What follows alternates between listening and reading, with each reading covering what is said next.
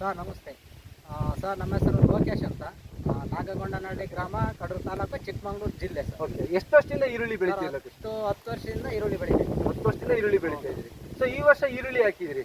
ಈ ಈರುಳ್ಳಿ ಬೀಜ ಹಾಕಿ ಎಷ್ಟು ತಿಂಗಳಾಯ್ತು? ಸರ್ ಈರುಳ್ಳಿ ಬೀಜ ಹಾಕಿ 75 ದಿನ ಆಯ್ತು. 75 ದಿನ ಆಯ್ತು. ಸೊ ಈ ವರ್ಷ ನಿಮಗೆ ವಾತಾವರಣ ಯಾವ ತರ ಇತ್ತು? ಸರ್ ವಾತಾವರಣ ಬಂದ್ಬಿಟ್ಟು ಈ ವರ್ಷ ಭಾರಿ ಮಳೆಗಾಲ ಸರ್. ಭಾರಿ ಮಳೆ ಸರ್. ಓಕೆ, ಈಗ ನಮ್ಮ ನಟರಾಜ್ ಅಗ್ರಿ ಕ್ಲಿನಿಕ್ ಮತ್ತು ಇನ್ಪುಟ್ಸ್ ನ ಭೇಟಿ ಮಾಡಿ ಎಷ್ಟು ದಿವಸ ಆಯ್ತು? ಭೇಟಿ ಮಾಡಿ ನಿಮ್ಮನ್ನ 1 ತಿಂಗಳಾಯ್ತು. 1 ತಿಂಗಳಾಯ್ತು. 1 ತಿಂಗಳು. ಸೊ ಏನ್ ಸಮಸ್ಯೆ ಜಾಸ್ತಿ ಇತ್ತು ಸರ್? 1 ತಿಂಗಳು ಹಿಂದೆ ನಮಗೆ ಇದರಲ್ಲಿ ನುಲೆ ರೋಗ ಕಾಣಿಸ್ಕೊಂಡಿತ್ತು. ಶೀತ ಜಾಸ್ತಿ ಆದ್ರೆ ಓಕೆ, ಈರುಳ್ಳಿಗೆ ನುಲೆ ರೋಗ ಬರುತ್ತೆ, ಕೊಳೆ ರೋಗ ಬರುತ್ತೆ, ಮತ್ತೆ ಈ ತೊಂಡೆ ಒಳಗೆ ಎಲ್ಲ ಡಾಟ್ಸ್ ವೈಟ್ ಚಿಕ್ಕಿ ಬರುತ್ತೆ. ಓಕೆ, ಅದು ಬಂತು ಅಂದ್ರೆ ಈರುಳ್ಳಿಗೆ ಎಲ್ಲ ರೋಗದಾಗ ಹೋಗ್ಬಿಡುತ್ತೆ. ಹೋಗುತ್ತೆ. ಸೊ ಮುಂಚೆ ಯಾವ ತರ ಸಮಸ್ಯೆ ತುಂಬಾ ಜಾಸ್ತಿ ಇತ್ತು? ಸರ್ ತುಂಬಾ ಜಾಸ್ತಿ ಇತ್ತು. ಅವನಿ ಭೇಟಿ ಆದ್ಮೇಲೆ 1 ತಿಂಗಳಿಗೆ ಈ ತರ ಈರುಳ್ಳಿ ಚೇಂಜ್ ಆಯ್ತು. ಸೊ ನಿಮ್ಮ ಫೀಲ್ಡ್ ವಿಸಿಟ್ ಮಾಡಿ 1 ತಿಂಗಳಾಯ್ತು. ಸೊ ಫೀಲ್ಡ್ ಬಂದಾದ್ಮೇಲೆ ನಿಮಗೆ ಕೆಲವೊಂದು ಪೋಷಕಾಂಶಗಳನ್ನ ಮತ್ತೆ ಔಷಧಿಗಳನ್ನ ಸಿಂಪರಣೆನಲ್ಲಿ ಕೊಟ್ಟೆ. ಸೊ ಆ ಸಿಂಪರಣೆಯಲ್ಲಿ ಕೊಟ್ಟಾದ್ಮೇಲೆ ಈರುಳ್ಳಿನಲ್ಲಿ ಏನ್ ಬದಲಾವಣೆ ಆಗಿದೆ? ಸರ್ ಇದು ಫಸ್ಟಿಗೆ ದಿಂಡು ಬರ್ಬೇಕು. ಓಕೆ, ದಿಂಡು ಬಂದ್ರೆ ಈರುಳ್ಳಿ ಚೆನ್ನಾಗಿ ಬರುತ್ತೆ. ದಿಂಡು ಬರದೆ ಹೋದ್ರೆ ಅಷ್ಟು ಈರುಳ್ಳಿ ಬರಲ್ಲ. ಸೊ ಪೀಸ್ ಆಗುತ್ತೆ, ಸೈಜ್ ಬರೋದಿಲ್ಲ. ಸೊ ಔಷಧಿ ಸಿಂಪರಣೆ ಮಾಡೋದಕ್ಕಿಂತ ಮುಂಚೆ ಈರುಳ್ಳಿ ಎಷ್ಟಪ್ಪ ಇತ್ತು? ಈರುಳ್ಳಿ ಅವಾಗ ಇನ್ನೂ ದಿಂಡು ಆಗಿರಲಿಲ್ಲ ಸರ್. ಇನ್ನು ಸುಳಿನೇ ಕಟ್ಟಿರ್ಲಿಲ್ಲ, ಸುತ್ತು ಇಕ್ಕಿರ್ಲಿಲ್ಲ. ಓಕೆ, ನಿಮ್ಮ ಔಷಧಿ ಇನ್ನೊಂದು ತಿಂಗಳಿಗೆ ಎಷ್ಟು ಚೇಂಜ್ ಆಗಿರೋದು. ಸೊ ಕೆಲವೊಂದು ನಿಮಗೆ ಪೋಷಕಾಂಶಗಳ ಬಗ್ಗೆ ಮಾಹಿತಿ ಕೊಟ್ಟೆ. ಸೊ ಈಗ ಸಾರಜನಕ, ರಂಜಕ, ಪೊಟ್ಯಾಶ್ ಜೊತೆಗೆ ಈ ಲಘು ಪೋಷಕಾಂಶಗಳು ಇರ್ಬೋದು, ಮತ್ತೆ ಸೆಕೆಂಡರಿ ನ್ಯೂಟ್ರಿಯೆಂಟ್ಸ್ ಅಂತ ಹೇಳಿದೆ, ಕ್ಯಾಲ್ಸಿಯಂ, ಮೆಗ್ನೀಷಿಯಂ ಮತ್ತೆ ಸಲ್ಫರ್. ಈ ಪೋಷಕಾಂಶಗಳನ್ನೆಲ್ಲ ನೀವು ಸಿಂಪರಣೆ ಮಾಡಿದ್ರಿಂದವ ಈರುಳ್ಳಿ ಬೆಳೆನಲ್ಲಿ ಏನೇನು ವ್ಯತ್ಯಾಸಗಳು ಕಾಣಿಸುತ್ತೆ?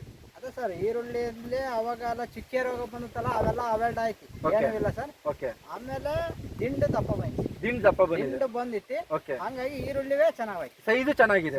ಸೊ ಇನ್ನೆಷ್ಟು ದಿನ ಬಿಟ್ಟು ಈರುಳ್ಳಿ ಕೀಳ್ತಾ ಇದ್ದೀರಾ? ಇನ್ನ 15 ದಿವಸ ಬಿಟ್ಟು ಈರುಳ್ಳಿ ಕಿತ್ತ. 15ರಿಂದ 20 ದಿವಸ ಬಿಟ್ಟು ಈರುಳ್ಳಿ ಕೀಳ್ತೀರಿ. ಸೊ ಇನ್ನು ಎಷ್ಟು ಗಾತ್ರ ಇನ್ಕ್ರೀಸ್ ಆಗ್ಬೋದು ಅಂತ? ಡಬಲ್ ಬರುತ್ತೆ. ಇದು ಡಬಲ್ ಬರುತ್ತೆ. ಯಾಕಂದ್ರೆ ತೊಂಡೆ ಇರೋದ್ರಿಂದ ಡಬಲ್ ಬರುತ್ತೆ. ಓಕೆ, ಸೊ ಇಲ್ಲಿ ಎಲ್ಲಾ ರೈತರಿಗೂ ಏನ್ ಹೇಳೋದಕ್ಕೆ ಇಷ್ಟಪಡ್ತೀವಿ ಅಂತಂದ್ರೆ, ಸೊ ಎಲ್ಲಾ ಈರುಳ್ಳಿ ಬೆಳೆಗಾರರು ವಾತಾವರಣ ಅಂತೂ ನಾವು ಅನ್ಕೊಂಡ ರೀತಿ ಇರೋದಿಲ್ಲ.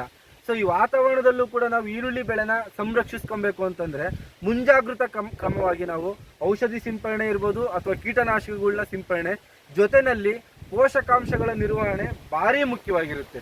ಸೊ ಇಲ್ಲಿ ಕೊನೆಯದಾಗಿ ನಮ್ಮ ನಟರಾಜ್ ಅಗ್ರಿ ಕ್ಲಿನಿಕ್ ಮತ್ತು ಇನ್ಪುಟ್ಸ್ ಕಡೆಯಿಂದ ನಿಮಗೆ ಈರುಳ್ಳಿ ಬೆಳೆನಲ್ಲಿ ಕೆಲವೊಂದು ಮಾಹಿತಿಗಳನ್ನ ಕೊಡ್ತೀವಲ್ಲ, ಸೊ ಅದು ನಿಮಗೆ ಯೂಸ್ ಆಯ್ತಾ?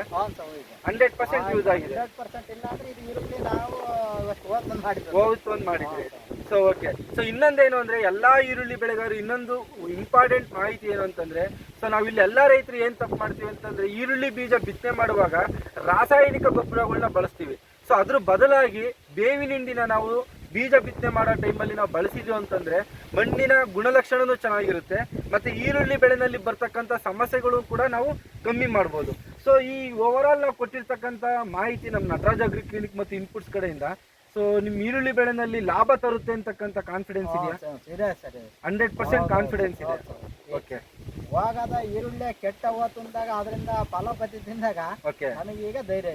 ಸೊ ನಮ್ಮ ನಟರಾಜ್ ಅಗ್ರಿ ಕ್ಲಿನಿಕ್ ಕಡೆಯಿಂದ ನಿಮಗೆ ಉತ್ತಮವಾದ ಮಾಹಿತಿ ಸಿಕ್ಕಿದೆ. ಇಷ್ಟೊಂದು ಈ ಪೈರ್ ಇವತ್ತು ಈ ತಿಂದ್ರೆ ಅದು ನಿಮ್ಮ Nataraja. Thank you so much.